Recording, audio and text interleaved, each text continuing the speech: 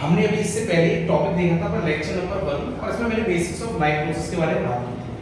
बच्चों इस बार हम देखने वाले हैं ना लेक्चर नंबर 2 और यहाँ पर हम जो बात करेंगे वो करेंगे हम लाइफ प्रोसेस के अंदर मेन टॉपिक के अंदर हम एंट्री कर चुके हैं। अब बेसिक्स हमारा उस पहले लेक्चर में खत्म हो चुका है। अब जो सेकंड लेक्चर है वो मेन यहाँ से टॉपिक की प्रॉपर स्टार्टिंग हम बता रहे हैं। सबसे पहले आपको ये दिमाग पर रखना याद करो, मैंने कहा था लाइफ प्रोसेस के अंदर हम देखें तो बहुत सारे डिफरेंट स्टेप इन्वॉल्व होकर एक जीने का प्रतिक्रिया की एक पूरी मैकेनिज्म होने का जरिया हो रहा है। समझ में आ गया? मतलब अगर आपसे ये बोला जाए कि लाइफ प्रोसेस की डेफिनेशन क्या है, अगर आपकी बॉडी के बेसिक फंक्शन परफॉर्म लिविंग करने के लिए सस्टेन करने के लिए जो हो रहे हैं उनको मैं बोलूंगा लाइफ प्रोसेस।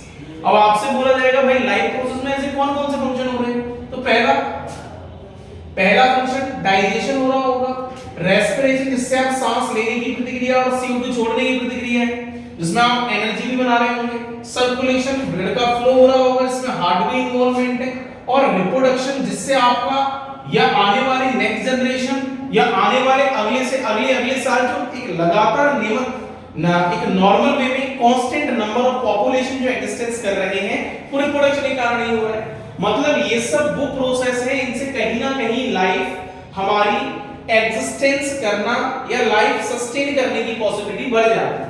अब यहां पर देखो what is the meaning of life process.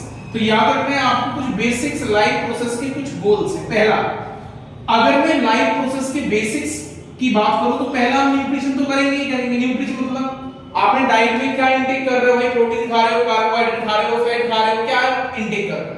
जो भी आप इंटेक करोगे, आपने विटामिन इंटेक करी, आपने मिनरल्स खाए, आपने न्यूट्रिशन लिया, जो भी आपने लिया वो सारी कैटेगरी न्यूट्रिशन के अंदर आ गई। नेक्स्ट है मेरे पास रेस्पिरेशन। रेस्पिरेशन में क्या होगा, ऑक्सीजन को अंदर लेना, ऑक्सीजन को इंटेक करना और CO2 क्या करना, छोड़ना। ऑक्सीजन को इनटेक करना और CO2 क्या करना, छोड़ना, एक्सपेल आउट करना। तो ये मेरे पास क्या हो गया, रेस्पिरेशन हो गया। अगर मैं आपसे ट्रांसपोर्टेशन की बात करूं तो ट्रांसपोर्टेशन के अंदर जनरली होगा ब्लड हर एक चीज को ले जाकर बॉडी सेल्स के पास देगा, इस प्रोसेस को हम बोलते हैं ट्रांसपोर्टेशन। अब जो भी आपकी बॉडी में हुआ उससे एनर्जी बना ली जाएगी और जो वेस्ट प्रोडक्ट है उसको बॉडी से बाहर निकाल दिया जाएगा, और जो आपका वेस्ट प्रोडक्ट है वो मेरे पास क्या है, एक्सक्रीशन। मतलब जाहिर सी बात है जो वेस्ट प्रोडक्ट है उसको मैंने क्या बोला, बॉडी से बाहर निकाल दिया। उस प्रोसेस का नाम क्या है मेरे पास, एक्सक्रीशन। आप बोलोगे कौन परफॉर्म करेगा, एक्सक्रीशन परफॉर्म करने वाला क्या मेरे पास जो इन्वॉल्व है वो मेरे पास किडनी है। किडनी क्या करेगी, आपकी बॉडी से जितना भी यूरिया है उसको पास आउट करेगी, बॉडी से बाहर निकालेगी। समझ नहीं आ गया? और आपका अगला प्रोसेस क्या है मेरे पास, ग्रोथ और मूवमेंट। आपकी लगातार हड्डियां मूवमेंट करती हैं, आप चल पा रहे हो प्रॉपर्ली, आपकी बॉडी में ग्रोथ हो रही है, जितनी भी ग्रोथ हो रही है ये हमारे पास ग्रोथ एंड मूवमेंट हो गया। और बाकी इसके ऊपर एक अनदर चैप्टर है हमारे पास, कंट्रोल एंड कोऑर्डिनेशन। मतलब आप किसी से कोऑर्डिनेशन किस वे में करते हैं। कोऑर्डिनेशन मतलब होता है interaction to our surrounding stimuli. जैसे अगर हम मान के चलिए किसी ने मुझे टच किया, अब जैसे मैंने टच किया तो मेरे यहां से एक सिग्नल चलना स्टार्ट हो गया। ये सिग्नल कहीं ना कहीं मेरे पास ब्रेन तक जाएगा और ये ब्रेन से फिर वापस आएगा, और वापस आएगा इंफॉर्मेशन लेके आएगा, भाई किसी ने तुझको टच किया है। तो ये जो टच होने की जो प्रोसेस था, न्यूरॉन्स इस इंफॉर्मेशन को ले गए और ये वापस कंडक्ट करके वापस से लेकर आए, इस प्रोसेस को बोलते हैं कंट्रोल एंड कोऑर्डिनेशन। आपका सारा बॉडी का एक सेंटर है जो आपकी पूरी बॉडी को हर जगह से रेगुलेट कर रहा है। हर जगह से रेगुलेट करने वाला जो सेंटर है वो मेरे पास ब्रेन है। तो जाहिर सी बात है मेरी यहां पर क्या होगा, ब्रेन इन्वॉल्वमेंट होगा और ब्रेन से रिलेटेड फंक्शंस होंगे। तो ये मेरे पास इन्वॉल्व हो गया एक अनदर चैप्टर। यहां पर हम अनदर चैप्टर के बारे में देखेंगे। तो सबसे पहले हम बात करेंगे न्यूट्रिशन के बारे में, फिर बात करेंगे हम रेस्पिरेशन के बारे में, फिर नेक्स्ट एक्सपोर्टेशन, एक्सक्रीशन, और ये हमारे पास एक अनदर टॉपिक हो जाएगा। तो बच्चों यहां तक कोई दिक्कत है आपको, ये सारे पॉइंट आपके क्लियर हैं? जल्दी से आप वीडियो को पॉज करो, पॉज करके इसके बारे में स्क्रीनशॉट लो, या तो आप इसको कंटेंट को साथ साथ रेडी करते जाओ, लिखते जाओ। समझ नहीं आया? इसके बाद हम तुरंत कंटिन्यू कर रहे हैं, जल्दी से आप इसका स्क्रीनशॉट लें। हेलो बच्चों, अब देखिए बच्चों अब अगला मेरे पास जो टॉपिक था, मैंने आपसे कहा था कि हम पहले स्टार्टिंग करेंगे न्यूट्रिशन, तो हम पहला देखने वाले हैं न्यूट्रिशन। सबसे पहले अगर मैं न्यूट्रिशन की बात करूं, न्यूट्रिशन क्या है? न्यूट्रिशन मतलब अगर देखा जाए तो न्यूट्रिशन मतलब मेरे पास क्या होगा, एक ये प्रोसेस है आपका न्यूट्रिएंट को इनटेक करना। अब आपने न्यूट्रिएंट इनटेक किया, पहला प्रायोरिटी ये है कि आपने इनटेक क्यों किया, क्या रीजन है? क्योंकि आपको उससे क्या करनी थी, एनर्जी बनानी थी। तो आपने जो न्यूट्रिएंट लिया है उसका मेन सोर्स क्या है, एनर्जी बनाना। जैसे याद करो मैंने पहली क्लास में ये बोला था भाई, मैंने क्या अपनी क्वांटिटी में खाया था, डोसा का पार्टिकल खाया था, और मैंने कहा था इसके अंदर क्या प्रेजेंट है, प्रोटीन भी प्रेजेंट है प्लस स्टार्च भी प्रेजेंट है। और अगर प्रोटीन है तो ये सोर्स किसका है, अमाइनो एसिड्स का, और अगर स्टार्च है तो ये किसका सोर्स है, ग्लूकोज का सोर्स है। समझ में आ गया? इसका मतलब मेरे पास जो हम न्यूट्रिएंट खा रहे हैं उसका मेन पर्पस क्या है, आपकी बॉडी में एनर्जी बनाना।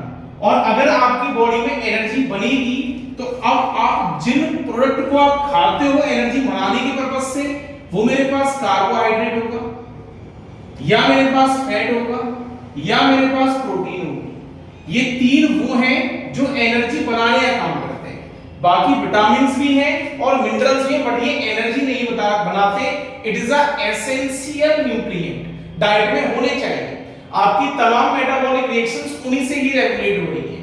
बट एनर्जी बनाने का जो काम करते हैं वो मेरे पास तीन पार्टिकल्स हैं। कौन है? कार्बोहाइड्रेट, फैट और प्रोटीन ही एनर्जी बनाएगा। बाकी विटामिन्स और मिनरल्स आपकी रिएक्शंस के अंदर पार्टिसिपेट करेंगे, बट कोई एनर्जी बनाने का पर्पस नहीं होगा। अब आपसे बोला जाए भाई आपका मोड ऑफ न्यूट्रिशन क्या है, दो प्रकार का है। या तो ऑटोट्रॉफ होगा, मतलब आप अपना खाना खुद बना पाओगे, या हेटरोट्रॉफ होगा, मतलब आप दूसरों पे अपने फूड के पर्पस से निर्भर होंगे, मतलब डिपेंड होंगे। जाहिर सी बात है ये हमारे पास इंडिपेंडेंट है, अपना खाना खुद बना पा रही है, तो जाहिर सी बात है यहाँ पर कौन होंगे, अपने पास ग्रीन प्लांट होंगे। कौन होंगे? ग्रीन प्लांट होंगे। और कुछ हमारे पास यहाँ पर क्या भी होती है, एलगी भी होती है जो अपना खाना खुद सिंथेसाइज कर लेती है। तो मेरे पास यहाँ पर हो गए ग्रीन प्लांट इन्वॉल्व हो गए और एलगी इन्वॉल्व हो गए। अगर आपसे ये बोले भाई हेटरोट्रॉफिक में कौन है, तो हेटरोट्रॉफिक के अंदर सेप्रोट्रॉफिक मोड ऑफ न्यूट्रिशन भी इन्वॉल्व है, पैरासिटिक मोड ऑफ न्यूट्रिशन भी इन्वॉल्व है, और होलोजोइक मोड ऑफ न्यूट्रिशन भी इन्वॉल्व है। तो पहला मेरे पास ये आता है कि ग्रीन प्लांट के पास ऐसा क्या है जिससे वो खाना बना पा रहे हैं। तो मैं जानता हूं इनके पास एक स्पेशल स्ट्रक्चर है जिसको हम बोलते हैं क्लोरोप्लास्ट, और इस क्लोरोप्लास्ट के अंदर क्या प्रेजेंट है, क्लोरोफिल। और ये क्लोरोफिल क्या कर रहा होगा, ये दो तरीके की रिएक्शन करवा रहा होगा, आगे देखेंगे अभी, लाइट और डार्क रिएक्शन। उन लाइट और डार्क रिएक्शन से ही क्या हो पा रहा है, मेरे पास ये न्यूट्रिएंट परफॉर्म कर पा रहा है। अभी आगे पढ़ेंगे हम इसके बारे में, बस अभी मेन इतना याद रखना है कि क्लोरोफिल क्या कर रहे हैं, ऑटोट्रॉफिक मोड ऑफ न्यूट्रिशन के रिस्पांसिबल है, और एल्गी के भी अंदर यही सेम प्रोसेस काम कर रहे हैं। अब सिमिलरली अब मैं आने वाला हूं यहां पर अगले स्टेप पर, इसका नाम है ऑटोट्रॉफिक मोड ऑफ न्यूट्रिशन। यहां तक भी किसी को कोई समस्या है? इतना पॉइंट प्रॉपर्ली सभी का क्लियर है? यहां तक कोई दिक्कत किसी को?